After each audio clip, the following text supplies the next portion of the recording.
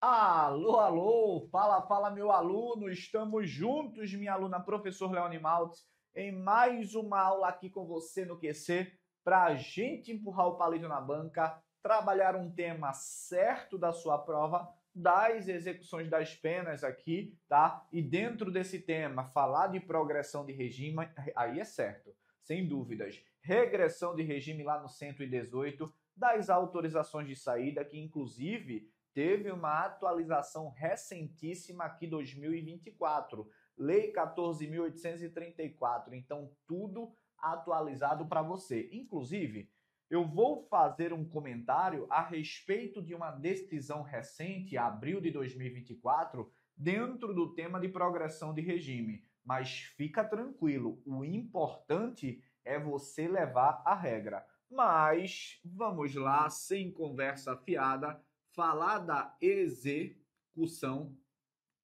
das penas em espécie aqui. Agora, sem dúvidas, eu tenho de entrar com as disposições gerais. E as disposições gerais, a gente já inicia ali no artigo 105 da Lei de Execução Penal até o artigo 109. O artigo 105 já vai trazer uma informação importante. Transitando em julgado, o que, professor?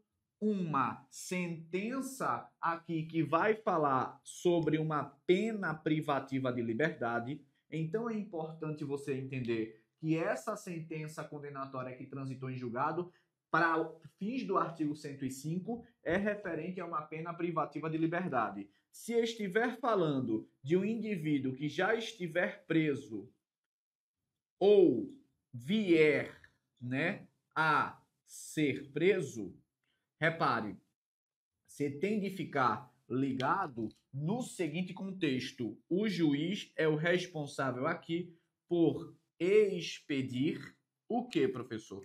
Uma guia de recolhimento de execução. Tudo bem? Então, o indivíduo que vem a ser preso ou já está preso e há uma sentença condenatória transitada em julgado para ele, referente a uma pena privativa de liberdade, tem de haver aqui uma guia de recolhimento de execução. Essa guia de recolhimento de execução é expedida pela figura do juiz. Cuidado a respeito desse ponto. Repare, se estamos nos referindo a uma situação em que há de se falar de execução de uma pena, recolhimento, pessoa presa, condenada, juiz. Então, da mesma forma, falou de pessoa submetida à medida de segurança, como para os casos de hospital de custódia e tratamento psiquiátrico, também é a figura do juiz aqui. Beleza? Agora, essa guia de recolhimento aqui, meu aluno e minha aluna, ela é rubricada pelo escrivão, beleza? E assinada, olha o termo agora, com o juiz. Tudo bem? Show. Para que tudo isso, professor? Por quê? Porque haverá um encaminhará a autoridade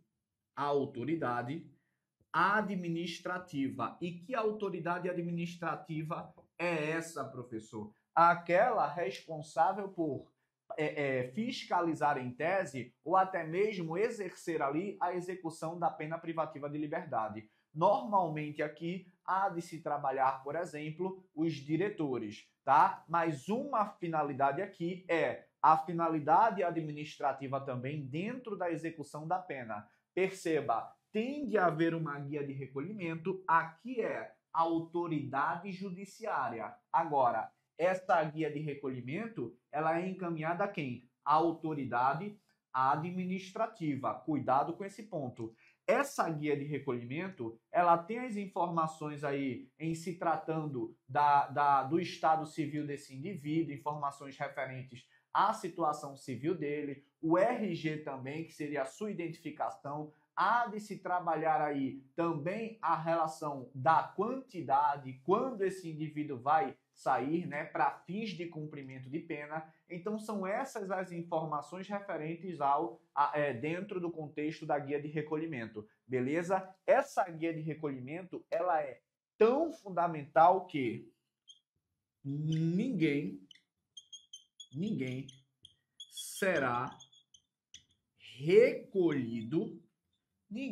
recolhido sem a devida guia de recolhimento de execução, tá certo? Podendo incorrer aqui a autoridade em um abuso de autoridade. Aí já entra para fins das leis penais especiais, beleza? Então essa guia de recolhimento, ela é fundamental. Tanto que quando a autoridade administrativa está com essa guia recebida, há de passar uma cópia, beleza? E claro, ao indivíduo adentrar no estabelecimento, ele vai receber ali todas as informações referentes atinentes aí à disciplina, beleza? Então, para fins iniciais, de fato, as disposições gerais, literalidade do texto legal. Uma informação importante aqui é se tempo do crime.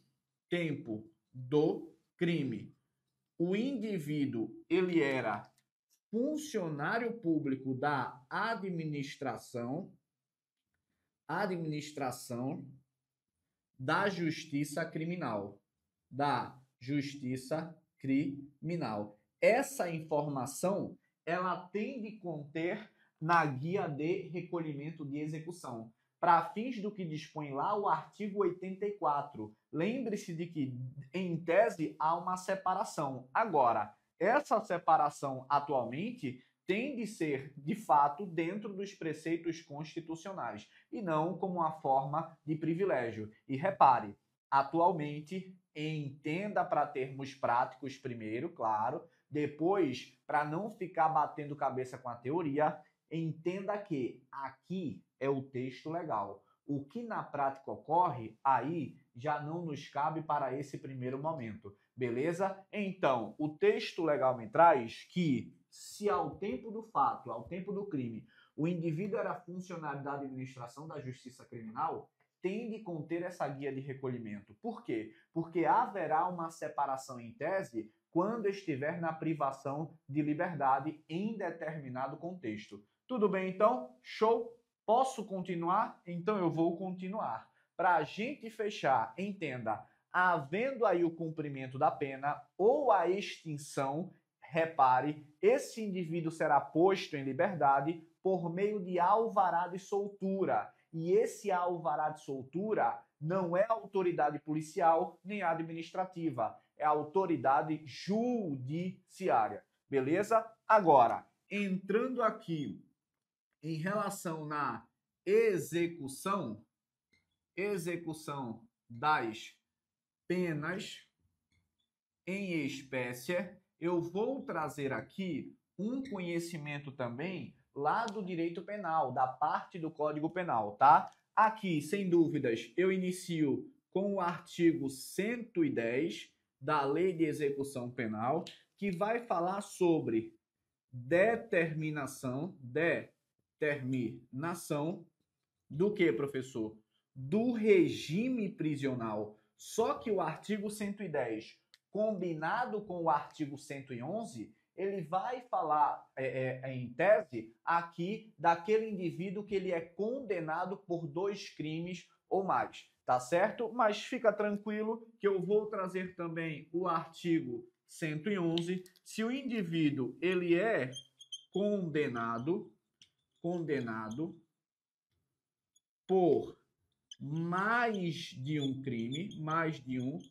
crime, o que é que tem de observar aqui o juiz? Aqui é o 111, tá? O que é que o juiz tem de observar? Primeiro, vai observar a unificação ou a soma das penas. Nesse caso de unificação soma das penas, a depender do contexto do concurso de crimes, que pode ser também, tá? Concurso formal, continuidade delitiva, concurso material com a soma das penas aqui. Tudo bem? Sim ou não? Agora, tem de considerar neste cômputo aqui, sem dúvidas, a possibilidade de detração, que seria um abatimento de pena já cumprida, e também a remissão de pena, que é contada para todos os efeitos. Remissão de pena, a gente vai trabalhar mais à frente. Remissão dentro da lei de execução penal. Remissão pelo estudo, remissão pelo trabalho, tá? Então, só para não virar bagunça e você não ficar para lá e para cá, entenda o seguinte: há de se trabalhar as disposições gerais, texto legal, entender que tem de haver uma guia de recolhimento de execução expedida pelo juiz e tem de haver para recolher o indivíduo, ponto final. E dentro das execuções das penas, repare agora, há de se trabalhar a determinação do regime considerando o artigo 110, que vai fazer uma referência ao 33 do Código Penal, e eu vou comentar aqui, e também considerar aí, na medida em que vai colocar dentro do regime prisional, considerando aí a sua pena, tem de se verificar o quê? A unificação dela ou a soma dessas penas. Beleza? Considerando detração, que seria, vou até colocar aqui, um abatimento já cumprido por algum contexto e essa remissão. Tudo bem até aí? Sim ou não? Show!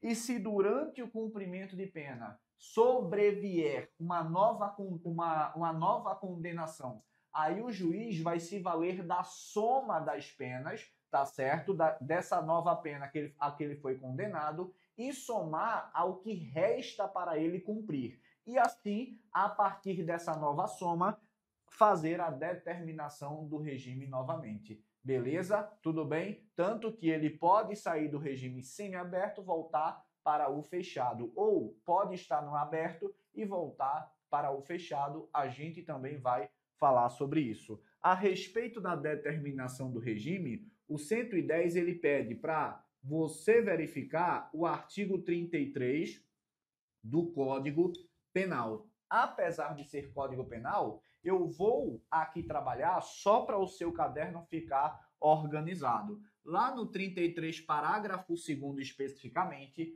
o juiz, no momento da determinação do cumprimento do regime, ele vai considerar aí a pena a que foi condenado, tá certo? A pena a que foi condenado, se for superior a 8 anos, beleza? Superior a 8 anos, considerando, por exemplo, para ficar mais fácil, tá? Reclusão.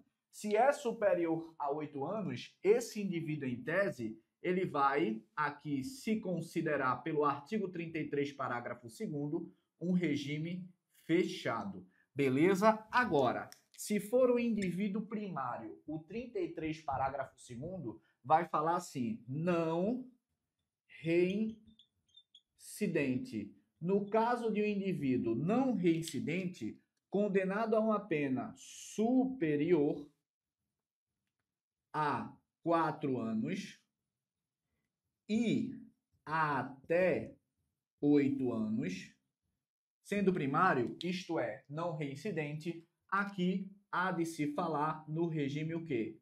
Semi-aberto. Beleza?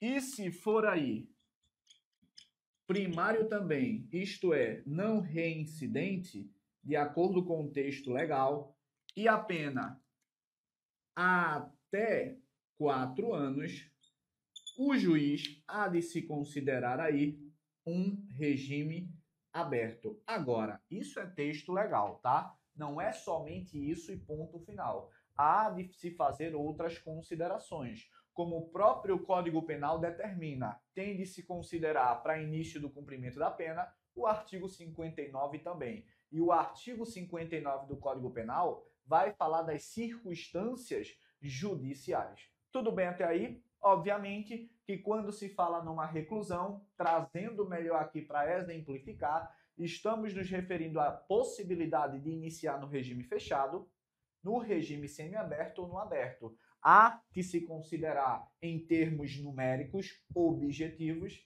esses parâmetros, mas também há outros aspectos também, beleza? E quando se fala em detenção, possibilidade começar no regime semiaberto ou no regime aberto, podendo aí o indivíduo até ir para o regime fechado, mais gravoso, a depender das circunstâncias dentro da execução da pena. Beleza, meu aluno e minha aluna? Neste primeiro momento, é isso que a gente tem de saber a respeito das disposições gerais. E eu ainda fui além com você, mas é só para o seu caderno ficar legal, tá? Vem comigo aqui para fazer essa questãozinha bem tranquila. No curso da execução da pena, sobrevier ao preso doença mental, o juiz de ofício, a requerimento do MP da Defensoria ou autoridade, poderá suspender a execução da pena até que o preso se restabeleça mentalmente. Não. O que a gente trabalhou aqui foi, ainda que sobrevenha uma doença mental, de fato, comprovada, o juiz vai determinar aqui o quê? Perfeito, a transferência para o Hospital de Custódia e Tratamento Psiquiátrico, que se destina ao indivíduo inimputável ou semi-imputável, de acordo com o artigo 26 do Código Penal. Então, cuidado que não há essa suspensão aí em relação ao cumprimento da pena. Continuando aqui, mais uma questãozinha tranquilinha. Em se tratando de pena de reclusão, o processo se inicia com o registro do quê? Do recolhimento da guia do preso, questão perfeita aqui. Lembrando que a execução da pena, majoritariamente, há de se trabalhar um processo de execução, tá? Questão 3. No curso da ação penal, o exame de insanidade mental revelou que o réu era, ao tempo do ato, inteiramente incapaz, resultando assim na aplicação de quê? Medida de segurança. A guia para execução da medida provisória será expedida por quem? Meu aluno e minha aluna. Falou guia de recolhimento, em tese, trabalhando um contexto de privação de liberdade, é do condenado guia de recolhimento de execução expedida pelo juiz. Ah, mas aqui há de se trabalhar doença mental, insanidade. Aí, hospital de custódia e tratamento psiquiátrico. Mas quem vai expedir aqui é a figura do juiz. Beleza? Então, questãozinha também tranquila. A autoridade o quê? Judiciária. Letra C, portanto, é o nosso gabarito. Beleza? Trabalhamos aqui essa ideia inicial das execuções das penas. De fato, disposições gerais não cai com tanta frequência, mas a gente tem de trabalhar aí esses pontos específicos. Demais? Não. Aí é só fazer a leitura do texto legal e, sobretudo, na reta final. Show? Tamo junto, eu e você aqui no QC. Querer é poder.